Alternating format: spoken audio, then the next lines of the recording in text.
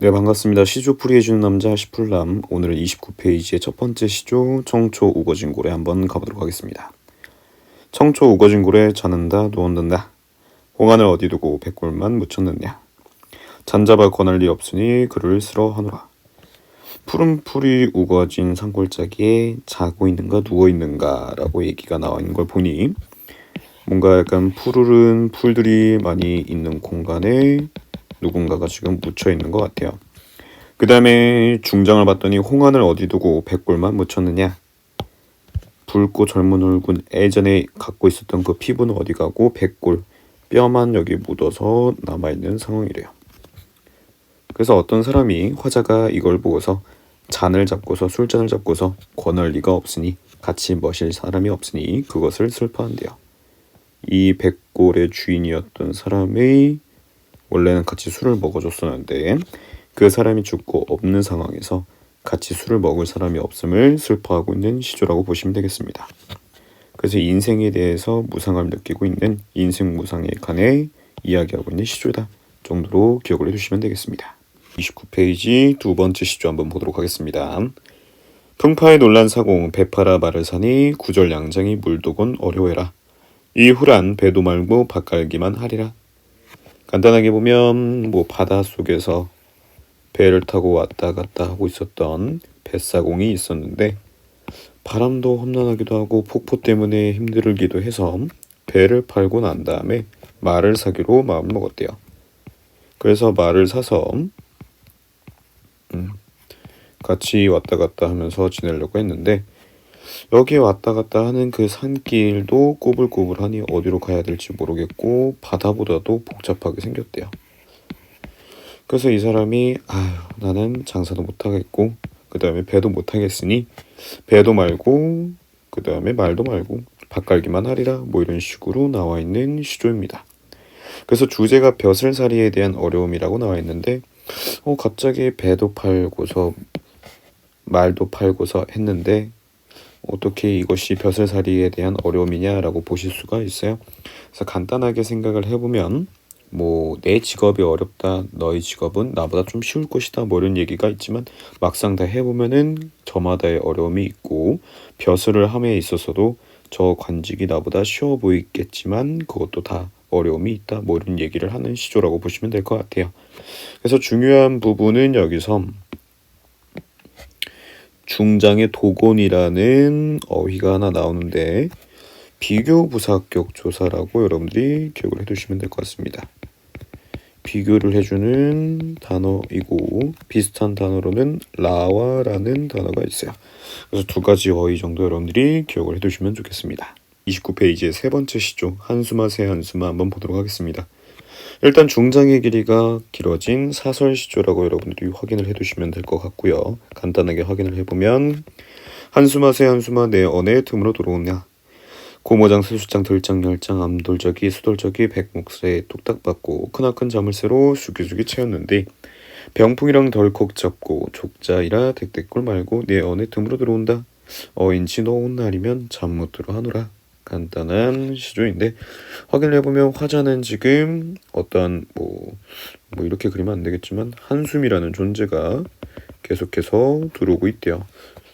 비유적으로 얘기를 해보자면 이때 한숨은 걱정거리 정도로 볼 수가 있겠죠.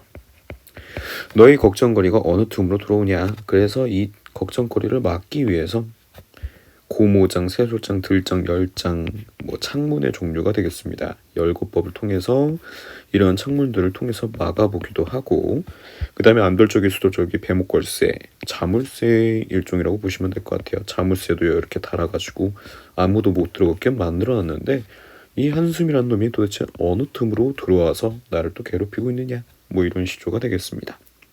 그래서 세상살이를 살아가는 데 있어서 걱정거리가 많은데 그 걱정거리를 조금 해학적으로 풀어내고 있는 시조라고 보시면 되겠습니다. 30페이지 첫 번째 시조 한번 보도록 하겠습니다. 자, 이것도 중장의 길이가 길어진 사설 시조로 여러분들이 이해하시면 될 것 같고요. 정철의 시조인데 간단하게 확인을 해보면 한 잔 먹새그려 또 한 잔 먹새그려 꽃끝거 산 놓고 무궁무진 먹새그려 이 몸 죽은 후면 지게 우해 거적 덮어 줄이어 매어가나 유소부장이의 만인이 우려해라 어옥새 속새 덮거나무 백향수배 각희꽃 가면 누른 해 흰달 가는 비 굵은 눈 소소리 바람 불째 니 한 잔 먹자 할꼬 하물며 무덤 위에 잔나비 파란 불째야 뉘우친들 어찌리 간단하게 보면 단순하게 생각해보면 어떠한 인물이 나와서 계속해서 술을 먹고 싶다 뭐 약간 술 중독에 빠져 있는 듯한 그런 모습을 보여주고 있어요. 그래서 이 사람이 계속해서 먹자고 하는데 이 생각을 한번 깊숙이 들어가 보면 이 몸이 죽었을 때는 거적이 덮이고 많은 사람들이 슬퍼하고 그럴 텐데 뭐 관 옆에서 많은 사람들이 슬퍼할까 뭐 이런 어떻게 생각할까 나의 죽음에 대해서 어떤 식으로 이해를 할까 이런 식으로 생각을 해주고 있는데 나중에 내가 무덤 위에서 잔나비 즉 원숭이들이 이렇게 우기우기하고 놀 때쯤에 그때야 내가 뉘우치면 어떻게 했느냐 인생 이렇게 즐겁게 살아야 하는데 죽은 뒤에 나의 인생에 대해서 생각하면 그때 너무 늦었다 지금 나는 즐기면서 이 술을 마시면서 살겠다 뭐 저번에 우리가 시조 봤던 것 중에 인생 무상에 대해서 이야기하는 시조가 있었는데 그 시조를 이제 술로서 해석하려는 화자의 면모가 보이는 시조라고 보시면 되겠습니다. 그래서 술로 뭐 약간 도피까지는 아니더라도 해소하고자 하는 의지가 보이는 시조이다 정도로 기억을 해두시면 되겠습니다. 31페이지네요. 첫 번째 시조 김상원의 가노라 삼각사나 되게 유명한 시조이기도 하고 어조나 아니면 분위기 물어보는 선택지에서도 종종 등장을 하는 시조입니다. 가노라 삼각사나 다시 보자 한강수야 고국산천을 떠나고자 하랴마는 시절이 하수상하니 올똥말똥하여라. 김상원은 병자호란 때의 관직이라고 보시면 될 것 같고요. 관직이 아니라 관직에 있었던 인물이었는데 병자호란 때 끝까지 우리가 맞서 싸워야 한다라고 주장을 했던 인물이기도 했고 그래서 전쟁이 끝난 후에 볼모로 잡혀가게 됐던 인물 중에 한 명이었습니다. 그래서 병자호란 직후에 이제 볼모로 잡혀가는 시기에 썼던 시조라고 알려져 있는 시조라고 보시면 될 것 같고요. 간단하게 보면 삼각산 약간 뾰족하게 나와 있는 삼각산한테 지금 가겠다 자기는 먼저 가겠다 다시 보자 한강수야 그래서 한강에서 지금 떠나가고 있는 인물의 모습을 보여주고 있고 약간 포로로 잡혀 있을 테니까 약간 뭐 이러한 죄수 약간 뭐 영화 같은데 보는 그런 데에 묶여서 가는 인물 중에 한 명이었겠죠. 약간 포로로 이렇게 이끌어가고 하는데 얼마나 심리가 좀 그랬겠어요. 그래서 자기도 고국산천 즉 고국을 떠나고 싶지 않은데 어쩔 수 없이 가야 하는 상황 전쟁에서 졌기 때문에 내가 지금 잡혀갔을 때 올 수 있을지 없을지 모르겠다라고 얘기하는 그 안타까운 감정들이 지금 드러나 있습니다. 그래서 삼각산과 한강수에게 마치 사람처럼 이름을 부르기도 하고 그 다음에 사람처럼 표현을 했으니까 일단 의인법이 나왔고요. 그 다음에 돈호법 좀 익숙하지 않으실 분들도 있을 텐데 이름을 붙여 부르는 것 이름 부르는 것 정도로 여러분들이 기억을 해두시면 될 것 같아요. 그 다음에 도치법 순서를 바꿔가지고 한강수야 다시 보자 이런 식의 문장 순서를 바꿔서 의미를 강조하고 있고 대구법 같은 문장 형식을 반복함으로써 표현 효과를 강조하고 있다 정도로 여러분들이 기억을 해두시면 되겠습니다.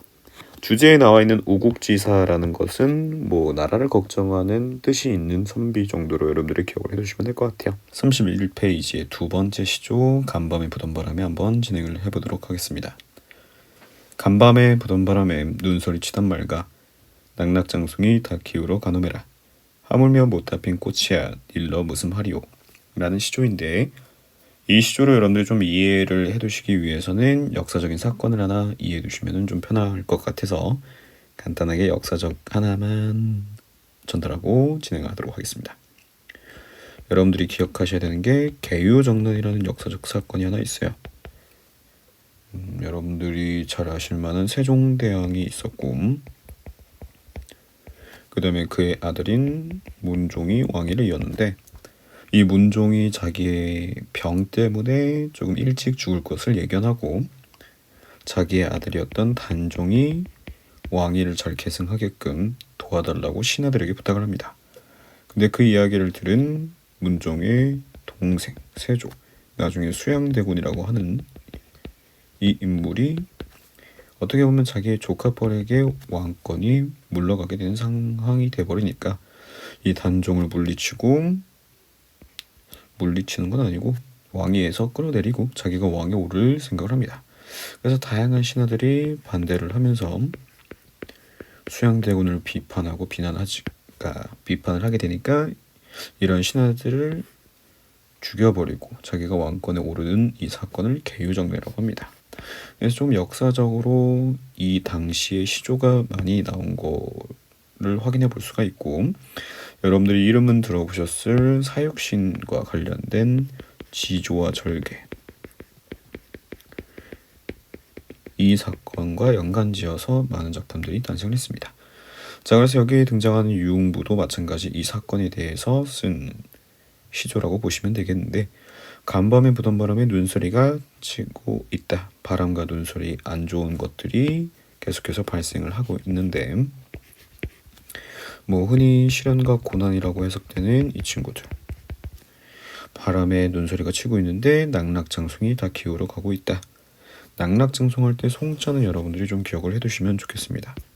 소나무 송자인데 여러분들이 좀 기억을 해두셔야 되는 게 매난 국죽송이라고 해서 매화와 난초 그리고 국화 그리고 대나무초 그리고 소나무 송, 이 5가지는 지조와 절개를 뜻하는 친구들입니다. 자, 그러면 소나무 송자 있는데 낙락장송, 이 다 기울어 가노메라, 기울어져 가고 있다는 것은 지금 안 좋은 상황임을 판단을 해볼 수가 있죠.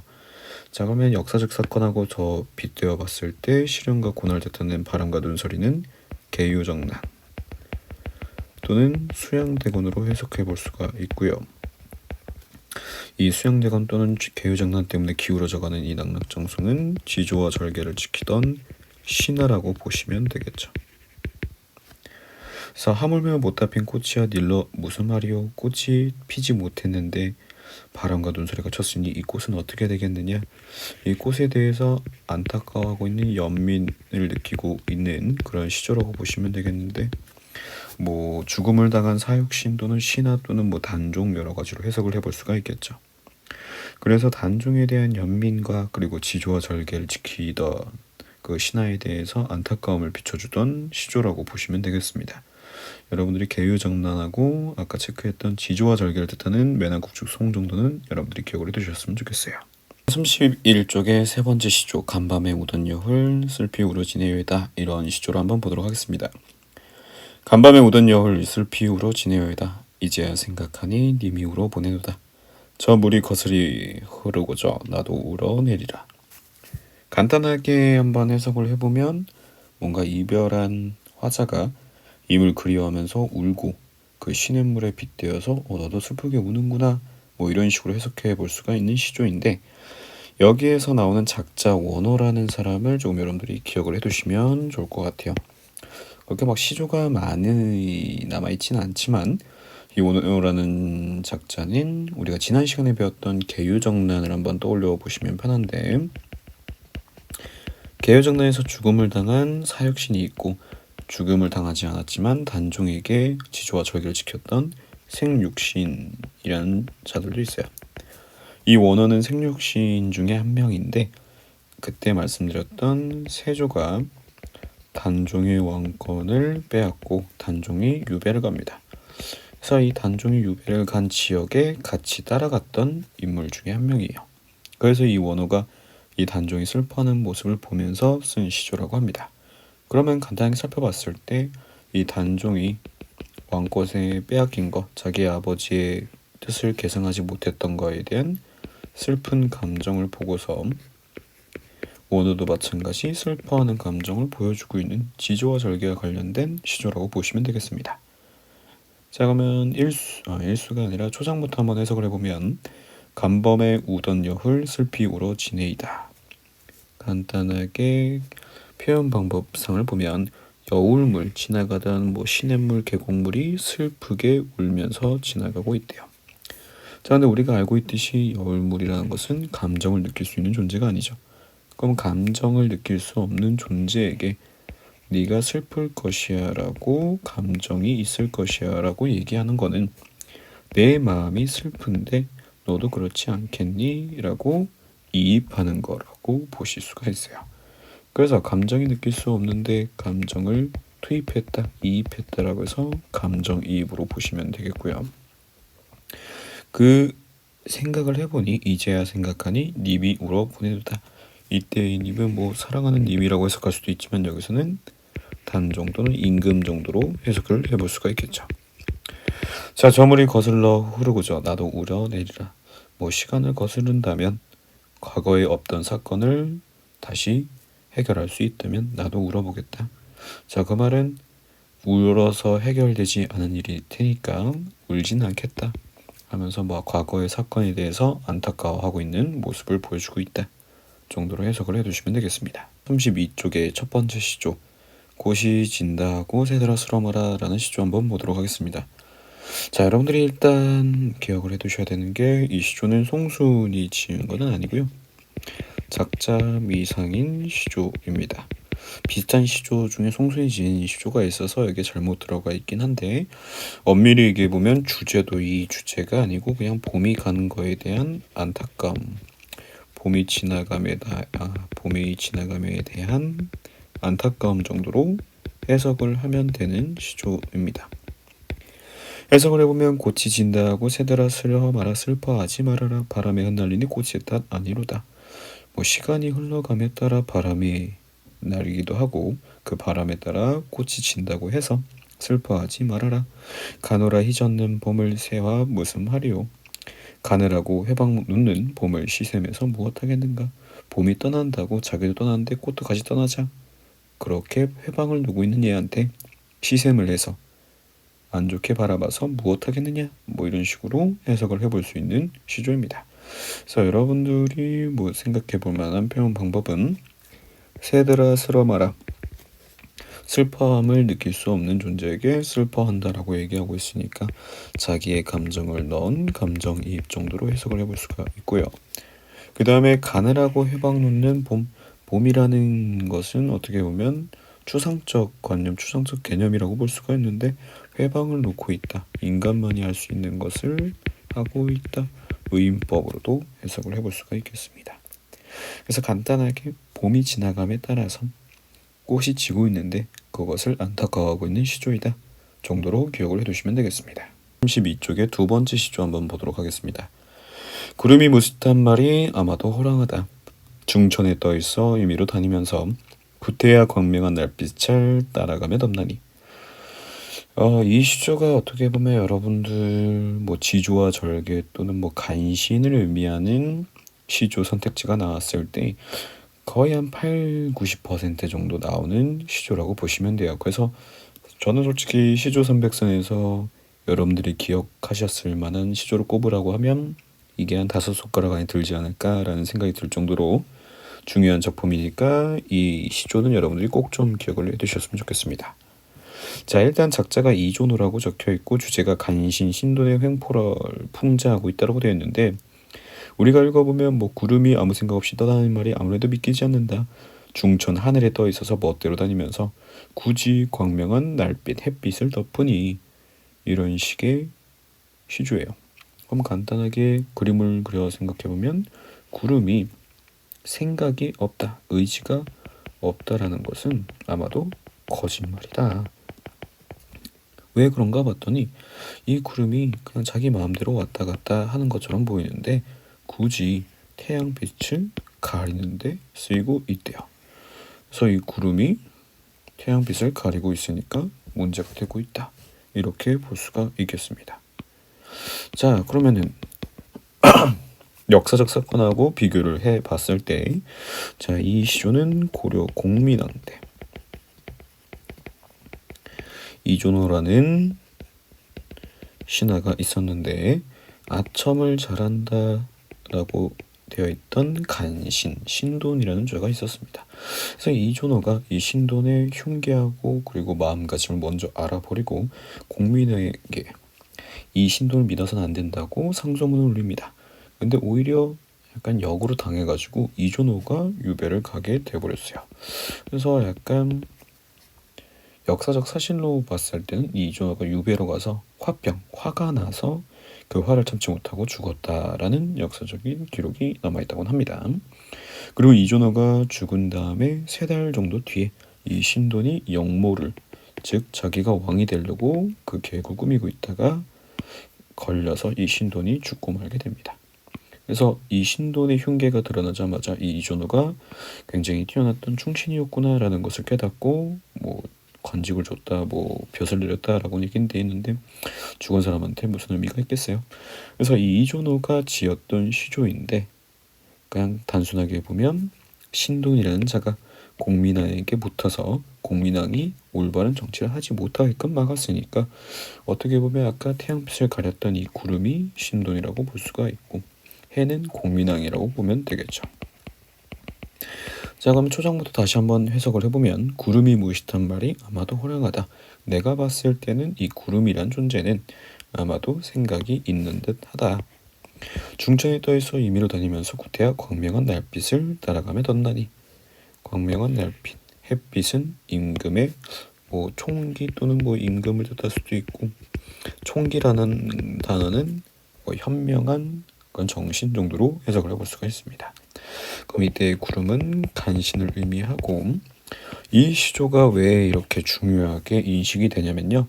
그냥 간단하게 해석을 해봤을 때는 단순한 자연물에 대해 이야기하는 시조처럼 보이지만 그 안에 간신과 왕의 관계를 보여주고 있는 시조이기 때문에 중요하게 등장을 합니다. 그래서 여러분들이 꼭 이 시조 정도는 기억을 해두시길 바랄게요. 32페이지 세 번째 시조 국화야 너난 어이 한번 보도록 하겠습니다. 국화야 너난 어이 3월 춘풍 다 지내고 낙목 한천에 내 홀로 피었나니 아마도 오상고절은 너뿐인가 하노라.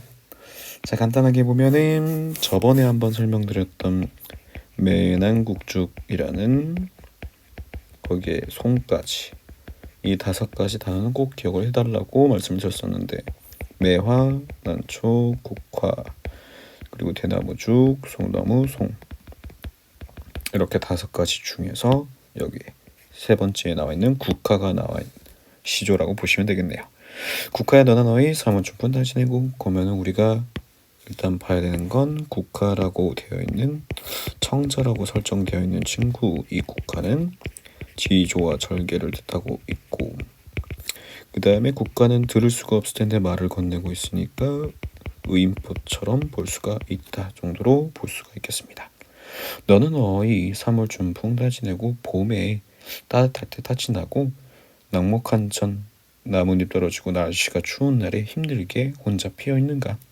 아마도 오상고절 절자가 나와 있네요. 그래서 외로이 지키는 절개는 너뿐인가 하노라 하면서 지조와 절개에 대해 칭찬하고 있는 시조라고 보시면 되겠습니다. 33쪽 첫 번째 시조 내일 망령될 줄 한번 보도록 하겠습니다. 내일 망령될 줄 내라하여 뭐랄 손가 이 마음 어리기도 님희한 다시로세 암에 아무리 일러도 이미해요 보소서. 작자 윤선도의 작품인데 단순하게 보면 유배를 떠난 상황에서 쓴 시조예요. 견해유라고도 불리는 시조인데 유대를 가서 임금에게 했던 자신의 행동 상소문을 올렸던 그 행동들을 반성하는 시조인데 여러분들이 생각하셔야 되는 건 자기의 과거의 행동을 반성하는 것이 아니라 이렇게 어리석었던 행동 결론적으로 유배로 왔기 때문에 어리석다라고 표현을 하는데 이 어리석었던 이유는 임을 위해서이다. 나의 사리사욕이 아니라 임에 대한 충성이었다. 라는 것을 보여주기 위한 시조라고 보시면 되겠습니다. 내일 망령된 줄 내라하여 몰랐소인가. 내가 이렇게 될 줄 내가 몰랐겠느냐. 이 마음 어리다. 어리다라는 말 여러분들 중세국어에서 잘 나오죠. 어리석다로 해석을 하시면 되겠습니다. 어리석은 것도 님을 위한 탓이로다. 임에게 충성을 다하고자 했던 마음이었다. 암에 아무리 일러도 누군가 나를 아무리 모함해도 님이 헤아려 보소서. 그래서 충성을 다하고 있는 시조라고 보시면 되겠고요. 여기에 주제에 사친이라고 나와 있는 단어는 굳이 얘기하자면 친족, 어버이를 그리워하고 있는 마음이에요. 그래서 다른 견해어 부분에서 나오는 내용이어서 여기에서는 어울리지 않고 주제는 영군의 정이라고 보시는 게 더 합리적입니다. 33쪽 두 번째 시조. 내이 좋다 하고 한번 보도록 하겠습니다. 내이 좋다 하고 남습은 일하지 말며 남이 한다 하고 의 아니면 좋지 말리. 우리는 천성을 지켜 섬긴 대로 하리라. 자, 간단하게 해석해보면 내가 좋다고 해서 남 신일 하지 말며 남이 한다고 해서 이 아니면 좋지 마라. 간단하게 하면 내가 행복하다고 해서 아무렇게나 살다가는 옆에 있는 사람에게 슬픈, 어떻게 보면 피해가 갈 수 있으니 이것을 하지 말아라 라고 해석할 수가 있고, 그 다음에 남이 열심히 한다고 하더라도 이것이 의로운 것이 아니면 하지 말아라, 따라가지 말아라.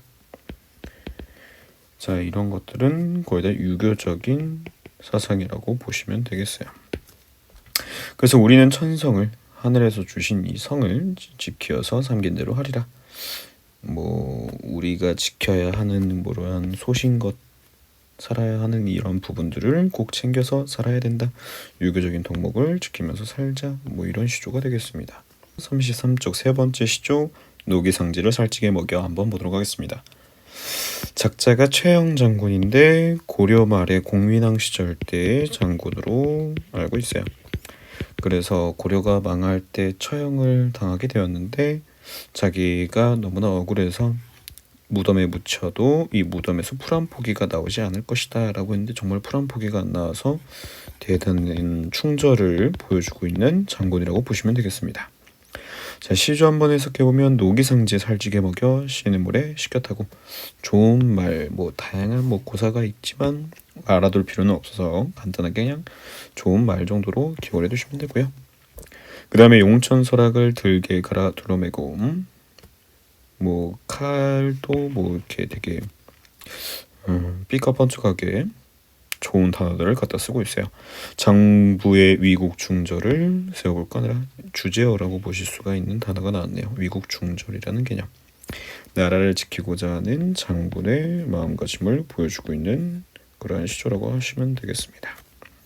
그래서 늠름한 장군이 말을 키워서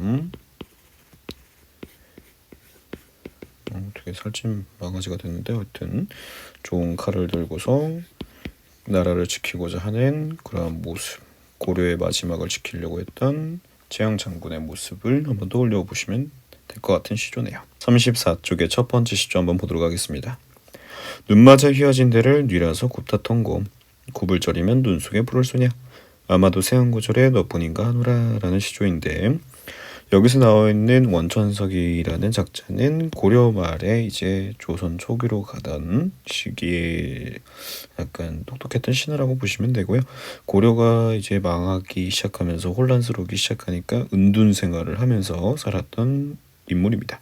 그래서 고려 왕조에 대한 충절, 지조와 절개를 보여주던 인물 중에 하나였고, 자, 여기서 등장하는 가장 중요한 시어는 대라고 하는 대나무라고 보시면 되겠습니다. 저번에도 한번 설명을 드린 적이 있었죠. 매난 국죽 송할 때 국죽할 때 죽, 대나무 죽자. 근데 시조에서는 대라는 단어가 훨씬 더 많이 나오니까 대도 여러분들 기억을 해두시면 좋겠습니다.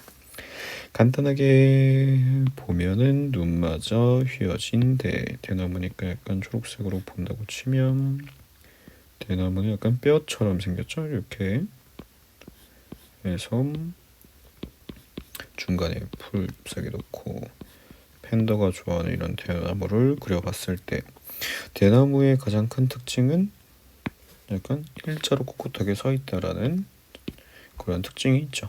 자, 근데 문제는 뭐냐면 지금 여기 나와 있는 것처럼 눈을 맞았대요. 퐁퐁퐁 내리는 눈을 맞아가지고 눈이 쌓여서 한쪽으로 굽어졌다라고 쳐봅시다. 그러면 대나무가 대충 이런 식으로 휘게 됐을 텐데, 눈 맞아 휘어진 대를 누가 굽었다고 하는가? 굽었다라고 누군가 부정적으로 얘기를 했대요. 자, 그러면 우리가 조금 더 연관성 있게 보면 대나무는 지조와 절개를 뜻한다라고 얘기를 하는데 이 지조와 절개를 보고서 굽었대요. 그러면 어떻게 보면 변절을 의미하는 거가 되겠죠. 자, 눈맞이 휘어진 대. 얘는 눈 때문에 잠깐 휘어졌을 뿐이고 이 꼿꼿하게 살아있는 지조와 절개는 아직 살아있는데 누가 이걸 보고 변절을 했다라고 이야기하는가? 구불절이면 눈 속에 푸르르겠느냐? 야, 너 같으면은 여기서 힘들어 죽겠는데 아직도 푸르른 게 말이 되냐? 이 대나무의 푸르른 지조와 절개를 봐라 라고 이야기하고 있는 부분이죠. 아마도 세안고절의 너뿐인가 하노라. 세안고절 추운 부분에서 지조와 절개를 지키는 건 너뿐인가 하노라. 그래서 대나무에게 너라고 부르면서 사람처럼 대해주고 있는 의인법이 나오고 있고, 그리고 여기서 얘기하는 눈이라는 것은 어떻게 보면 시련과 고난, 어떻게 보면 국가의 위기 상황이라고 볼 수가 있겠죠. 이러한 상황에서 잠깐 휘어진 걸 보고서 변절이라고 하면 안 된다라고 이야기하는 시조라고 보시면 되겠습니다. 그래서 계속해서 꿋꿋하게 지조와 절개를 지키는 대나무의 모습을 예찬하고 있는 시조이다. 34쪽에 있는 두 번째 시조 한번 보도록 하겠습니다. 자, 일단 주제를 봤더니 단종을 이별한 슬픔. 단종하면 여러분들 이제 떠올라야 되는 사건이 하나 있죠. 계유정납. 단종이 왕권을 갖고 가야 되는데 세조가 이것을 빼앗은 사건이죠. 자, 여기서 나오는 이계는 사육신 중에 한 명입니다. 자, 그럼 한번 해석을 해봤을 때 방 안에 혔는 촛불 누굴과 이별할 건데 겉으로 눈물 띠고 속 타는 줄 모르는고 되어 촛불 나와 같아야 속 타는 줄 모르도다. 자, 간단하게 그려보자면 촛불이 있고 여기에 불이 붙어져 있는데 불이 붙으면 여기가 촛농이 조금씩 녹아가지고 흐르고 있죠. 이 흐르는 모양이 마치 눈물과 같았나 봐요. 자, 그래서 저 촛불이 누구와 이별할 건데 얘는 이별할 수 있는 힘이 없는데 이별을 했다 했으니까 의인법이 나오고 있고, 겉으로 눈물을 띠고 촛농이 흐르는 걸 보소 눈물이 띠고 있고 안도 속도 타고 있구나. 정말 겉으로 보기에도 힘들어 보이고 속도 정말 장난 아니겠구나. 저 촛불이 마치 뭐와 같다? 화자와 같대요. 슬픈 화자의 모습과 너무도 유사하대요. 나도 속이 타는 줄 모르겠다. 나도 속에서 열불이 나고 있다. 너무 슬픈 상황이다. 이렇게 보실 수가 있겠습니다. 그래서 단종을 지키지 못했던 자기의 신하로서의 모습을 자책하고 있는 시조라고 보실 수가 있겠습니다. 34쪽의 세 번째 시조 한번 보도록 하겠습니다. 백설이 잦아진 고래 구름이 머음해라. 반가운 매화는 어느 곳에 피었난고 서경이 홀로 쉬어있어 갈 곳 몰라 하노라. 자, 이제 한번 여러분들이 직접 해석을 해보는 연습을 해봅시다. 반가운 매화라고 하면 우리가 엄청 많이 얘기를 했었죠. 매화는 지조와 절개를 뜻한다 라고 얘기를 했습니다. 자, 근데 문제는 여기서 파악을 해볼 수 있듯이 어느 곳에 피었는고 라고 어느 곳에 피어있는가 라고 찾고 있는 상황이에요. 자, 그러면 다르게 얘기했을 때 이때의 지조와 절개를 볼 수 있는 것은 있다 없다? 없다. 찾아볼 수가 없다 라고 해석해 볼 수가 있어요. 그러면 지금 전체적인 분위기는 좋은 분위기다, 안 좋은 분위기다, 안 좋은 분위기라는 것을 확인해 볼 수가 있어요. 자, 여기서 한 가지 더 힌트를 드리자면 이때의 이색은 고려 말에 있었던 신화입니다. 즉 고려 말에서 이제 조선으로 넘어가는 시기인데 자기가 봤을 때는 고려를 지키고 싶은데 그게 힘들다라는 것을 깨달아버린 상황이에요. 자, 그럼 초장부터 다시 한번 해석을 해보자면 백설이 잦아진, 백설이 녹은 골짜기, 그러니까 원래 기존에 있었던 백설은 고려의 왕조를 이야기를 합니다. 이 고려의 왕조가 거의 끝날 때쯤에 구름이 머물고 있다. 자, 그러면 이때의 구름은 상반되는 존재로서 이성계의 편을 든 조선의 물이라고 질 수가 있겠죠. 구름이 머무는구나. 반가운 매화. 자, 매화라는 것은 고려 왕조에 지켜야 되는 지조와 절개인데 이게 있다 없다? 없다. 어느 곳에 피었난고. 석양이 홀로 서 있어 갈 곳 몰라 하노라. 자, 석양이라고 하면 그림 지어서 봤을 때 약간 뭐 동산이 있다라고 치면 해가 빼꼼 나와가지고 슬슬 사라지고 있는 그 모습을 보여주고 있는 상황이 되겠죠. 그래서 이러한 것들이 어떻게 보면 색깔이 없네요. 뭐 이런 식으로 껌껌해지고 있을 때 해가 점점 없어지고 있는 상황.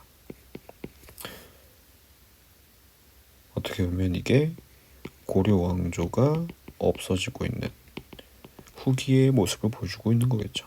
자, 그럼 이것을 바라보고 있는 화자의 마음은 어떻다? 나라를 걱정하고 나라를 지키고 싶어하는 안타까운 마음, 우국충정이라고 보실 수가 있겠습니다. 그래서 매화, 지조와 절개를 지킬 이 매화가 피어나기를 기대하고 있으니까 봄을 기다리는 마음으로도 해석을 해볼 수가 있겠습니다. 이 정도로 정리해보면 될 것 같네요. 네, 여기까지 하겠습니다.